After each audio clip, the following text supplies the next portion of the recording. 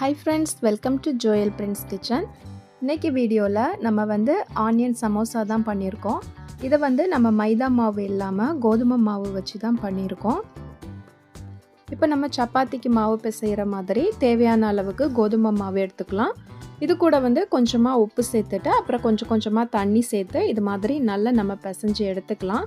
இப்போ பிசைஞ்சு எடுத்த இந்த மாவை ஒரு மூடி போட்டு மூடிட்டு 5லேருந்து ஒரு 10 நிமிஷத்துக்கு இதை நம்ம அப்படியே நல்லா ஊற விட்டுடலாம்.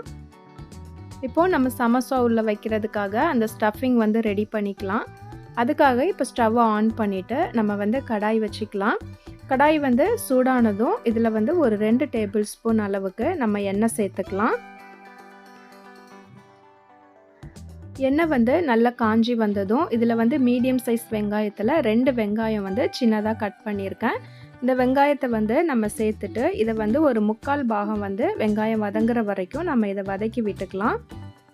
வெங்காயம் முழுசாக வதங்கணும்னு இல்லை, ஒரு 1/4 பாகம் அளவுக்கு மட்டும் நம்மளுக்கு வதங்கினா போதும்.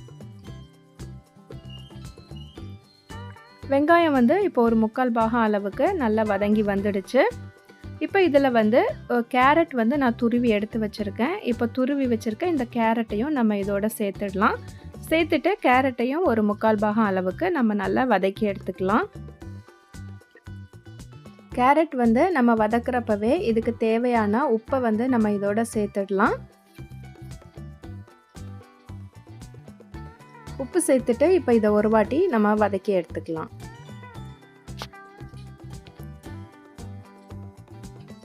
கேரட்டும் இப்போ 1/4 பாகம் அளவுக்கு வதங்கி வந்துடுச்சு. இப்போ இதில் ஒரே ஒரு பச்சை மிளகாய் சின்னதாக கட் பண்ணி எடுத்திருக்கேன். இப்போ இந்த பச்சை மிளகாய் நம்ம இதோட சேர்த்துடலாம். இது கூடவே பொடியாக கட் பண்ணி வச்சுருக்க கருவேப்பிலை சேர்த்துக்கலாம். சேர்த்துட்டு ஒரு 2லேருந்து 3 நிமிஷத்துக்கு மட்டும் நம்ம இதை லைட்டாக வதக்கிக்கலாம். இப்போ இதோட நம்ம காரத்துக்காக மிளகாய் தூள் சேர்த்துக்கலாம். நான் மிளகாய் தூள் கொஞ்சம் கம்மியாக தான் சேர்த்துருக்கேன் பசங்களுக்கு கொடுக்கறதுனால. நீங்கள் கொஞ்சம் அதிகமாக வேணும்னா நீங்கள் இன்னும் கொஞ்சம் அதிகமாக சேர்த்துக்கோங்க. இப்போ இது கூடவே ஒரு 1/4 டீஸ்பூன் அளவுக்கு மஞ்சள் தூள் சேர்த்துக்கலாம். கூடவே 1/2 டேபிள் ஸ்பூன் அளவுக்கு நம்ம கரம் மசாலாவும் சேர்த்துக்கலாம். இப்போ இதையும் ஒரு 2லேருந்து 3 நிமிஷத்துக்கு மட்டும் நம்ம ஒரு வாட்டி நல்லா வதக்கி எடுத்துடலாம். இப்போ ஒரு 3 நிமிஷத்துக்கு நம்ம இதை நல்லா வதக்கி எடுத்துட்டோம். இப்போ ஃப்ளேமை நம்ம ஆஃப் பண்ணிவிட்டு இதை நம்ம ஆற விட்டுடலாம். இது ஆறுற டைமில் நம்ம மாவு ரெடி பண்ணி வச்சுருந்தோம்ல, இந்த மாவுலேருந்து நம்ம ஒரு பெரிய சைஸ் உருண்டையாக எடுத்துக்கலாம். நம்ம சப்பாத்திக்கு கொஞ்சம் சின்னதாக எடுப்போம். இந்த சமோசா பண்ணுறப்ப கொஞ்சம் பெரிய சைஸாக எடுத்துகிட்டு சப்பாத்தி மாதிரி இதை நம்ம நல்லா தேய்ச்சி எடுத்துக்கலாம். ரொம்ப மெல்லிஸாக இல்லாமல் ஓரளவுக்கு மீடியமாக தேய்ச்சி எடுத்துக்கலாம்.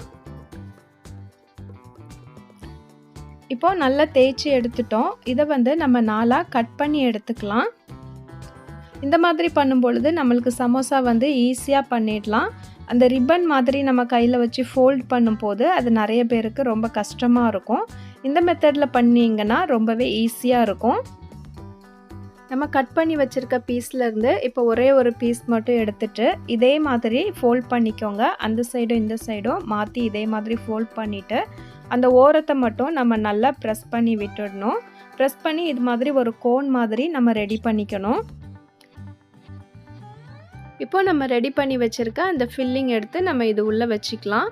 உங்களுக்கு எந்த அளவுக்கு அந்த ஃபில்லிங் தேவையோ அந்த அளவுக்கு நீங்கள் வச்சுக்கோங்க.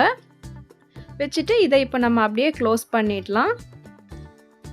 க்ளோஸ் பண்ணிட்டு இப்போ அந்த எட்ஜஸ் எல்லாமே நம்ம நல்லா டைட்டாக ப்ரெஸ் பண்ணி விட்டுடணும். வெளியே அந்த ஃபில்லிங் எதுவுமே வராத அளவுக்கு இது மாதிரி நல்லா ப்ரெஸ் பண்ணி எடுத்துக்கலாம். இந்த மெத்தடில் நம்ம பண்ணும்போது ரொம்பவே ஈஸியாக நம்மளுக்கு சமோசா பண்ணிடலாம். இப்போ இதே மாதிரி மீதி எல்லாமே நம்ம ரெடி பண்ணி எடுத்துக்கலாம். இப்போ எல்லாமே நம்ம ரெடி பண்ணி எடுத்தாச்சு. இதை இனி ஃப்ரை மட்டும் தான் நம்ம பண்ணணும். அதுக்காக நம்ம எண்ணெய் சூடு பண்ணிக்கலாம். எண்ணெய் இப்போ நல்லா சூடாகிடுச்சு. எண்ணெய் நல்லா சூடானதும் ஃப்ளேமை மீடியமாக வச்சுட்டு இப்போ நம்ம ரெடி பண்ணி வச்சுருக்க சமோசா எல்லாமே எடுத்து ஒன்று ஒன்றா நம்ம உள்ளே சேர்த்துடலாம். சமோசா எல்லாமே சேர்த்ததுக்கப்புறமா ஒரு 3 நிமிஷத்துக்கு நம்ம நல்லா பொரிய விட்டுடலாம். ஒரு 3 நிமிஷம் நல்லா பொரிஞ்சு வந்ததுக்கு அப்புறமா இதை நம்ம அடுத்த சைடாக திருப்பி போட்டுடலாம். திருப்பி போட்டு அந்த சைடும் ஒரு 3 நிமிஷத்துக்கு நம்ம நல்லா ஃப்ரை ஆக விட்டுடலாம்.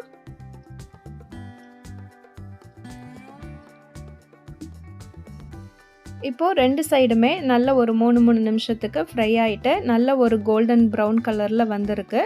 இப்போ இத வந்து நம்ம எண்ணெயில இருந்து ஃபுல்லா வடிகட்டிட்டு நம்ம சமோசாவை எடுத்துடலாம். நம்மளோட சமோசா எல்லாமே இப்போ ரொம்பவே சூப்பரா ரெடி ஆயிடுச்சு. இத வந்து நம்ம ஒரு பிளேட்டுக்கு மாத்திக்கலாம்.